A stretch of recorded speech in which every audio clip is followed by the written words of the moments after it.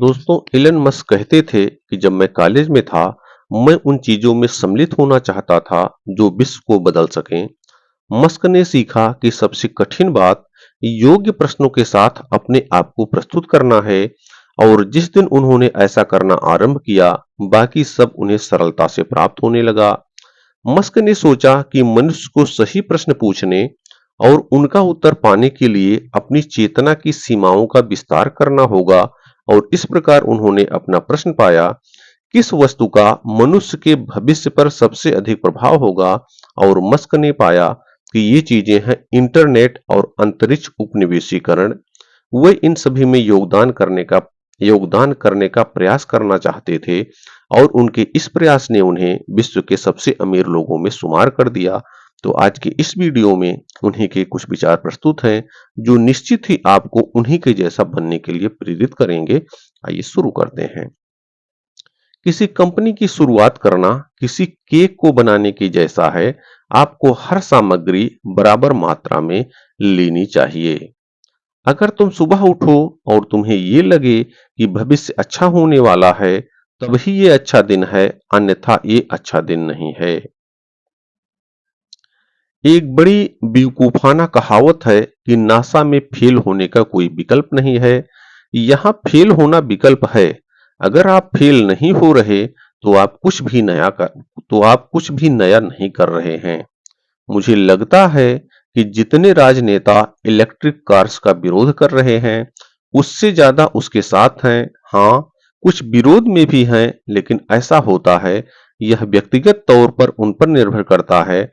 हालांकि उन्हें ऐसा भी लगता होगा कि पेट्रोल धरती पर हमेशा के लिए नहीं रहेगा। खूबसूरती और प्रेरणा का महत्व बेशक उतना ज्यादा नहीं बताया जाता, लेकिन मैं ये साफ कर देना चाहता हूं कि मैं किसी का बचाव नहीं कर रहा हूं। मैं केवल भविष्य के बारे में सोच रहा हूं, बिना उदास हुए। अगर आप सेल फोन, लैपटॉप या किसी नई तकनीक की शुरुआत को देखेंगे, तो यह पाएंगे कि यह सब कुछ पहले महंगा ही था। आर्टिफिशियल इंटेलिजेंस के साथ हम एक राक्षस को बढ़ावा दे रहे हैं। आपने वो कहानियां तो सुनी होंगी, जब एक लड़का अपने हाथ में पंचकोण लेकर यह चिल्ला रहा था कि हाँ, मैं राक्षस को काबू कर सकता हूं, लेकिन यह कार्य नहीं करता है। मुझे लगता है कि दुनिया की सबसे अच्छी सलाह यही है, लगातार सोचो और इस बात पर ध्यान दो कि तुम कैसे और बेहतर कर सकते हो। खुद से यही सवाल करो। मुझे लगता है कि सोशल मीडिया पर भी विनियमन होना चाहिए, लेकिन यह कई बार नकारात्मक प्रभाव भी डालती है। जब लोग अपने लक्ष्यों के बारे में जानते हैं, तब वे और बेहतर कार्य करते हैं। यह काफी जरूरी है कि लोग सुबह-सुबह काम पर आएं और काम को आनंद के साथ करें। पृथ्वी के अब तक के 4 अरब वर्षों में केवल आधा दर्जन ही ऐसी घटनाएं हुई हैं जो सच में महत्वपूर्ण हैं।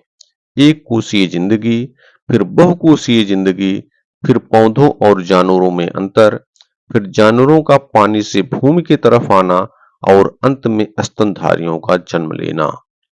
मैं अपना समय मुश्किल चीजें पढ़ने में नहीं लगाता। मैं अपना समय इंजीनियरिंग और निर्माण की परेशानियों को हल करने में लगाता हूँ। हम सभी अपने आप में एक साइबर्ग हैं। हमारे फोन और हमारे कंप्यूटर हमारा बढ़ाव हैं, लेकिन वे सब हमारी उंगलियों से चलते हैं केवल, और जिस कारण हम काफी धीमे साइबर्ग हैं। मैं ये नहीं कहूंगा कि मैं डरता नहीं या मुझे डर नहीं लगता। दरअसल मैं चाहता हूं कि मुझे कम डर लगे, क्योंकि डर के कारण मन भटकता है और यह मेरे नर्वस सिस्टम को हिला कर रख देता है। इतिहास के पन्ने पढ़ेंगे तो पाएंगे कि विकास एक चक्र में चलता है। आप इसे ट्रैक कर सकते हैं। पहले बेबीलोन के लोग आए, फिर सुमेर, फिर मिस्र, फिर रोमन और फिर चीन। हम इस चक्र में आगे हैं। उम्मीद कर सकते हैं कि हो, लेकिन शायद ऐसा नहीं होगा। हम विश्व इतिहास का सबसे भयानक प्रयोग कर रहे हैं।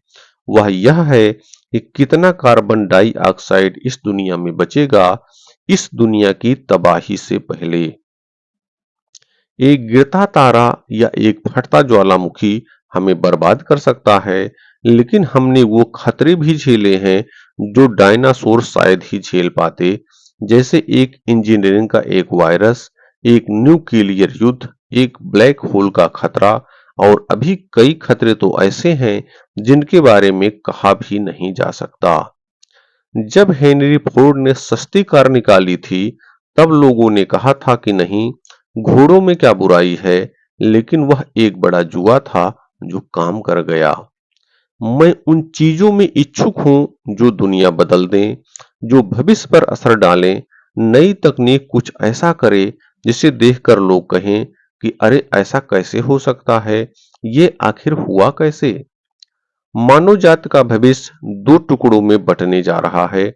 या तो हम या तो हम दूसरे ग्रहों पर जा पाएंगे, या फिर हम केवल एक ग्रह के होकर रह जाएंगे और अंत में विलुप्त हो जाएंगे। टेस्ला का प्रयास है कि कभी खत्म न होने वाली ऊर्जाओं पर कार्य किया जाए। इस कारण से हम अपने कदम पीछे खींचकर यह प्रयास कर रहे हैं कि हमें किस लक्ष्य को पाना चाहिए। मुझे लगता है लगातार फीडबैक लेते रहना चाहिए। इससे होता यह है कि आपको पता रहता है कि आप कितना अच्छा कर रहे हैं और आप कितना अच्छा कर सकते हैं। स्पेसशिप एक उदाहरण की तरह था कि आखिर क्यों तुम ऐसा कुछ नहीं बनाते जो कि दोबारा प्रयोग में लाया जा सके। लेकिन एक असफल प्रयास आपको एक लक्ष्य को ना पाने के लिए निराश नहीं करता। अगर ऐसा होता तो हमारे पास कभी लाइट बल्ब जैसा कुछ नहीं होता। अगर आप कुछ 100 साल पीछे की तरफ जाएंगे तो पाएंगे कि जो आज के समय में आसान लग रहा है, वह तब कितना ज्यादा मुश्किल था। लोगों से लंबी दूरी पर भी बात कर पाना, तस्वीरें भेज पाना, उड़ना और इतना सारे डाटा का प्रयोग करना, यह सारी चीजें 100 साल पहले जादू की तरह थी। सीईओ के कार्यालय का रास्ता सीएमओ सीएफओ के कार्यालय से होकर नहीं गुजरना चाहिए, ना ये मार्केटिंग विभाग से होकर गुजरना चाहिए। यह इंजीनियरिंग विभाग से होकर गुजरना चाहिए। ये सभी लोग जानते हैं, लेकिन मानने से कतराते हैं कि ये दुनिया पहले से सौर ऊर्जा द्वारा चल रही है। अगर सूर्य नहीं होता तो सोचिए क्या होता। हम सभी -3 डिग्री पर जमी हुई आइस वॉल होते। सूर्य पूरे तंत्र को ऊर्जा प्रदान कर रहा है। पूरा का पूरा पर्यावरण सौर ऊर्जा से चल रहा है। दैनिक सौर ऊर्जा की केवल 20% उपयोगिता ही काफी ज- जरूरत जरूरत पर काफी ज्यादा मददगार हो सकती है। सौर ऊर्जा सबसे ज्यादा दोपहर के वक्त मिलती है, और यही वह समय है जब दुनिया में सारे कार्य हो रहे होते हैं, जैसे एसी चलना या फिर किसी व्यापार का चलना। इस कारण उत्पादन जरूरत से मेल खा रहा है। अगर आपके पास अक्षय ऊर्जा नहीं है तो क्षय ऊर्जा तो है। टेस्ला जैसी कंपनी का यह आधारभूत नियम है कि हम अक्षय ऊर्जा का विकास जितनी तेजी से हो रहा है, उससे और ज्यादा तेजी से करें। कार खरीदने के साथ सबसे बड़ी परेशानी यही है कि आपको पता है कि आप क्या खरीदने जा रहे हैं। आप पहले से यह सोच कर चलते हैं, लेकिन फिर आप जाते क्यों हैं? केवल दाम कम करवाने। ऐसा कुछ भी नहीं है। मैंने वो सब खरीद लिया जो मैं चाहता था। मुझे नाव पसंद नहीं, मैं एक नाव वाला व्यक्ति नहीं हूँ, लेकिन मैंने हवाई जहाज खरीद लिया, ऐसा हवाई जहाज जो मुझे बहुत पसंद है। और आधारभूत संरचना में तुम्हें एक गुंबद में रहना होगा, लेकिन समय के साथ अगर तुम चाहो तो मंगल को पृथ्वी में बदल सकते हो। तुम वहां टहल सकते हो। यह एक ग्रह को अपने करने जैसा है। जैव ईंधन जैसे एथेनॉल को जमीन का बहुत सारा हिस्सा चाहिए होता है, और अंत में वह खाद्यान्न उत्पादन पर असर डालता है और प्राकृतिक जैव विविधता पर भी असर डालता है, जो कि सरासर गलत है। सिलिकॉन वैली से अच्छी दुनिया में कोई भी जगह स्टार्टअप शुरू करने के लिए नहीं है।